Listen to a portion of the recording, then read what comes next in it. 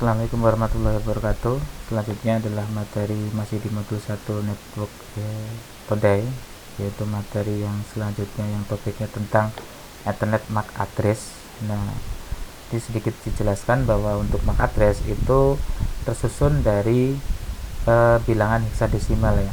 Terdapat 48 bit binari bilangannya, kemudian ada 12 heksadesimal value. Jadi kita untuk membuat MAC address harus paham tentang heksadesimal ya, konversinya. Jadi angka heksadesimal itu kan ada 0 1 2 3 4 5 6 7 8 9, kemudian ada A B C D E F G H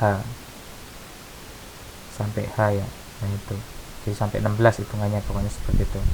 Nah, kemudian untuk yang matriz strukturnya itu dibagi menjadi dua, yaitu organisasi yang unique identity (UID). Nah, ini yang mengaturnya ya.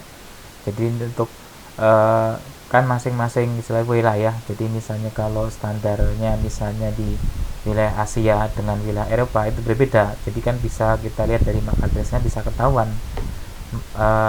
Jadi kalau setiap perangkat itu punya MAC address yang berbeda-beda.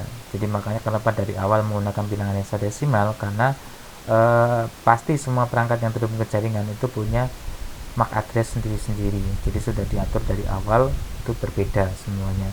Nah, kemudian untuk yang 1 2 3 4 5 6 yang 6 oktet pertama, jadi kan heksadesimal terdiri dari 12 oktet ya istilahnya.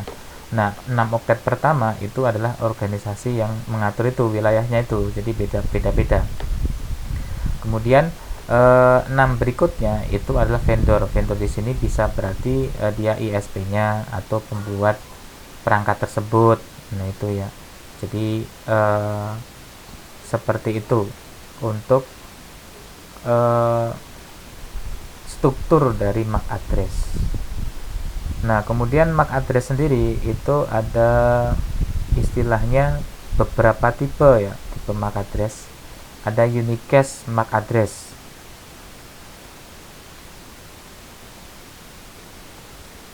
Nah, ini biasanya unicast MAC address ini dikirim untuk single transmission. Jadi transmisi single ya.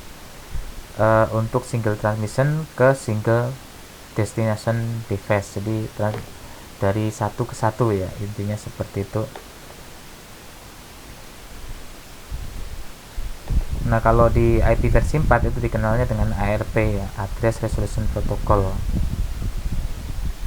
Jadi biasanya kalau sumber dari MAC address itu harus unicast.